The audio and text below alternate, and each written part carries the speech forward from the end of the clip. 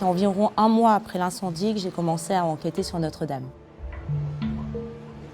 Aux alentours du 20 mai, je reçois un appel téléphonique d'une personne proche du chantier.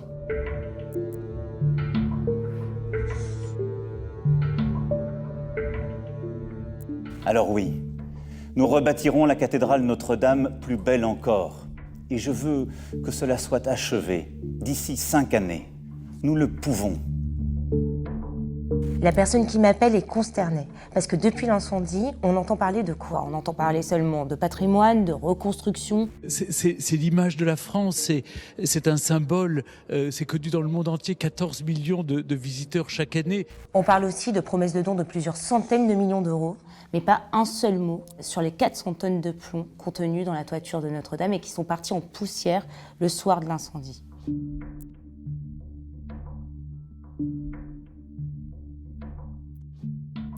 Alors le plomb, on le connaît en particulier pour ses dégâts chez les enfants, puisque à très très faible dose, il entraîne des troubles cognitifs, des troubles de comportement. En dehors de ça, c'est un reprotoxique, c'est-à-dire qu'il agit sur les fonctions de reproduction aussi bien chez l'homme que chez la femme, et c'est également un cancérogène. La source qui m'appelle le 20 mai a totalement conscience de ces dangers.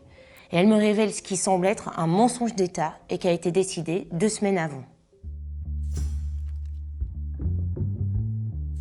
Le lundi 6 mai, tout se passe dans l'une des salles de réunion de l'Agence régionale de santé. On retrouve autour de la table les principaux acteurs du chantier, c'est-à-dire la préfecture, la mairie de Paris, le ministère de la Culture, l'Agence régionale de santé évidemment, l'inspection du travail. L'objet de la discussion est le plomb, puisque les résultats des prélèvements qui ont été faits par le laboratoire de la préfecture de police de Paris viennent de tomber et ils sont alarmants. Normalement, le seuil réglementaire à ne pas dépasser pour les concentrations au plomb est fixé à 1000 microgrammes par mètre carré. Là, les résultats sont 400 voire 900 fois supérieurs à ce seuil.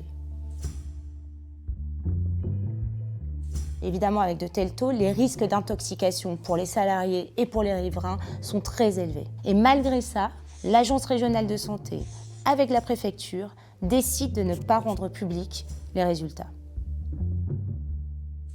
Tout a été fait pour enterrer la pollution au plomb, pour qu'elle soit complètement invisible. Parce que non seulement elle viendrait ralentir le chantier, mais en plus elle viendrait ternir l'image de ce beau quartier. Une spécialiste de la sécurité des chantiers hallucine de ce qu'elle découvre. Je me suis rendu sur le chantier quelque temps après l'incendie. Alors mes interlocuteurs, j'ai été très surprise. Ils m'ont demandé de retirer notamment mon masque, les équipements, parce qu'ils avaient peur d'effrayer les travailleurs du chantier et le public avoisinant. Donc j'ai trouvé ça absolument non seulement étonnant, mais affligeant. Donc j'ai refusé. Qui vous a demandé d'enlever tous ces équipements? C'était les représentants du ministère de la Culture. Et j'ai d'ailleurs constaté que les autres travailleurs ne portaient aucune protection et qu'il n'y avait sur le site aucune installation de décontamination, aucun sas de décontamination. N'importe quel autre chantier, même beaucoup plus petit, aurait été arrêté immédiatement par les autorités. L'inspection du travail alerte d'ailleurs une dizaine de fois entre mai et juillet. Toutes ces alertes ont été enterrées par le ministère de la Culture, qui est en charge du chantier. Au début du mois de juillet, je reçois un nouvel appel de la personne qui m'avait alerté le 6 mai. Et ça y est, elle a pris sa décision, elle accepte de me donner des documents. Donc je la rencontre dans un café, je la retrouve tout à la fois en colère et inquiète. En colère par rapport au communiqué de l'Agence régionale de santé et de la préfecture qui disent qu'il n'y a pas d'intoxication aiguë ou que de simples serpillères humides suffisent pour nettoyer les domiciles. Et inquiète parce qu'elle me demande comment est-ce possible que les autorités mettent en danger sciemment la vie des salariés et des riverains. Je récupère les résultats et ce que je découvre est vertigineux. J'appelle des scientifiques de l'INSERM et de l'INRS. La chercheuse Annie Thébomony avait demandé avec insistance ces résultats aux autorités, en vain. Et c'est moi qui lui apprends. En discutant avec vous, l'expression qui m'est venue, c'est de considérer que c'est criminel, un seuil 900 fois supérieur aux valeurs limites, c'est un seuil absolument que moi personnellement, j'ai jamais eu dans mon expérience, même avec des travailleurs qui faisaient de la réparation navale et qui grattaient les bateaux, on n'arrive jamais à des taux aussi énormes. Mon enquête avance et je récupère auprès d'une autre source un plan de confinement et de dépollution du chantier. Ce plan a été proposé en vain par un spécialiste 10 jours seulement après l'incendie. Je ne comprends même pas que les propositions qui ont été faites de confiner le chantier et de faire de la décontamination n'aient pas été imposées, que ce soit par le ministère du Travail, par l'ARS, enfin par les autorités sanitaires qui savent de quoi ils retournent. Une fois l'avis des scientifiques recueilli, je fais naturellement le tour des principaux acteurs. Le ministère de la Culture, l'Agence régionale de santé, la préfecture et la mairie de Paris. Et je leur demande pourquoi un tel silence. Leur réponse, c'est « mais tout va bien, on a pris les précautions d'usage, ne criez pas au scandale sanitaire ». Mais malgré leur communication, moi j'ai maintenant la certitude qu'il s'agit d'un mensonge. Et nous publions. Et là, un deuxième volet de l'enquête s'ouvre. Effectivement, la mairie de Paris, qui se veut également très rassurante, m'explique avoir fait des prélèvements dans les écoles se situant dans un rayon de 500 mètres autour de la cathédrale. Et elle m'assure, elle me garantit que tout va bien. Alors je suis un petit peu sceptique et je demande quand même à recevoir l'ensemble des prélèvements. Et là, je tombe des nues. Dans des biberonneries, des classes, dans des cours, certains taux de concentration au plomb sont parfois 2 fois supérieurs au seuil réglementaire. Pour masquer ces pics et sur recommandation de l'Agence régionale de santé, la mairie de Paris a effectué des moyennes. Prenons l'exemple d'une école. Il y a une classe polluée et un réfectoire absolument pas pollué. Elle a pris les 2 taux de concentration au plomb de ces 2 lieux, elle en a fait la moyenne et c'est ainsi qu'elle atteint des taux inférieurs au seuil réglementaire. Tous les spécialistes m'ont confirmé que ce procédé relève du trucage et qu'il fallait bien entendu considérer les taux pièce par pièce.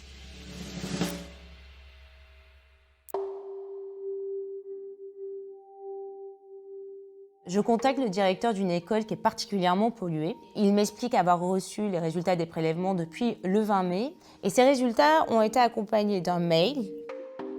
Les rapports signalent une absence de pollution au plomb dans chacun de vos établissements. Vous pouvez donc rassurer les parents en cas de questions sur le sujet. Je recontacte alors le cabinet de la maire de Paris pour comprendre pourquoi avoir caché ces résultats. Moi, je l'ai pas, ce mail, mais Je vous le lis. Les rapports signalent une absence de pollution au plomb dans chacun de vos établissements. C'est faux. C'est faux. Vous pouvez donc rassurer les parents en cas de questions sur le sujet. Vous vous rendez compte que c'est faux ce que vous dites là ? La médecin, attendez, écoutez-moi, la médecin de santé publique qui est chef du service parisien de santé environnementale, dont c'est une des spécialités, qui traite ces sujets depuis longtemps, arrive à cette conclusion. 1 heure après, c'est au médecin en charge des prélèvements pour la mairie de Paris de me contacter. Et là, je lui fais part de nouveau de ce fameux mail avec ses propos mensongers que son propre service a adressé à l'ensemble des directeurs d'établissement. Les rapports signalent une absence de pollution au plomb. Vous pouvez donc rassurer les parents en cas de questions sur le sujet. Allô ? Oui. Écoutez. Voilà, je n'avais pas connaissance de ce message. Cet échange est la énième preuve que tous les acteurs sont dans le déni et se renvoient systématiquement la balle. Je leur annonce que nous publions le 2e volet de cette enquête sur la pollution dans les écoles le 18 juillet à 9h. Pour éteindre le feu, la mairie de Paris et l'Agence régionale de santé organisent le jour même une conférence de presse. Durant cette conférence, la mairie de Paris, qui pourtant disait que tout allait bien, annonce finalement faire appel à des entreprises spécialisées pour dépolluer les écoles. L'Agence régionale de santé décide, quant à elle, de rendre enfin publics les résultats des prélèvements que nous avions publiés 10 jours auparavant. Et dans le même temps, l'Agence régionale de santé, toujours, et afin de minimiser la pollution au plomb, décide de prendre un nouveau seuil de référence. C'est-à-dire que le seuil de référence n'est plus de 1000, mais il est désormais de 5000 microgrammes par mètre carré. Cette histoire de 5000, ça n'a aucun sens. Il n'y a pas de véritable discussion ni au Haut Conseil de la santé publique qui donne des seuils beaucoup plus bas, ni dans le Code du travail ou le Code de la santé publique. Il n'y a rien qui se rapproche de ça. Ça me fait penser à Fukushima où ils ont relevé les seuils de radioactivité parce qu'ils étaient face à une pollution extensive et qu'ils ne voulaient pas l'assumer. La raison invoquée pour justifier de ce nouveau seuil est de dire que de toute façon, avant même l'incendie, la ville de Paris était déjà polluée au plomb. En fait, l'incendie de Notre-Dame a été révélateur de quelque chose que l'on sait déjà, qui est une pollution au plomb des sols parisiens qui est de très longue date. L'étude sur laquelle se base la maire de Paris montre tout le contraire. Elle a été faite en 2017 et les prélèvements effectués dans la capitale étaient alors 100 à 900 fois inférieurs à ceux retrouvés après l'incendie de Notre-Dame. Et la majorité tournait autour du seuil réglementaire. Encore une lecture mensongère par les autorités de la réalité.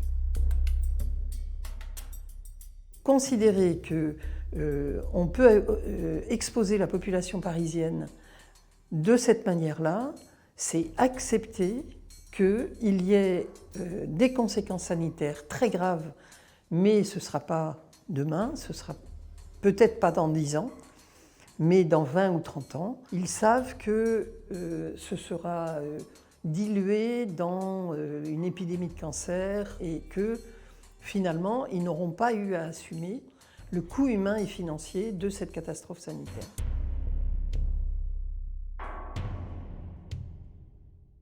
Alors aujourd'hui, il aura fallu nos enquêtes, une dizaine d'articles au total, pour que l'Agence régionale de santé finisse par rendre publiques les données de la pollution, pour que la mairie décide enfin de nettoyer les écoles et pour que le préfet de région ferme temporairement le chantier et que les protections des ouvriers soient enfin renforcées. L'Agence régionale de santé continue au cours de conférences de presse auxquelles nous ne sommes absolument plus conviés à tenir des discours très rassurants. Pourtant, le fait d'avoir refusé de confiner le chantier a des conséquences alarmantes. On sait aujourd'hui que 12 enfants sont contaminés au plomb et que 78 sont sous surveillance médicale.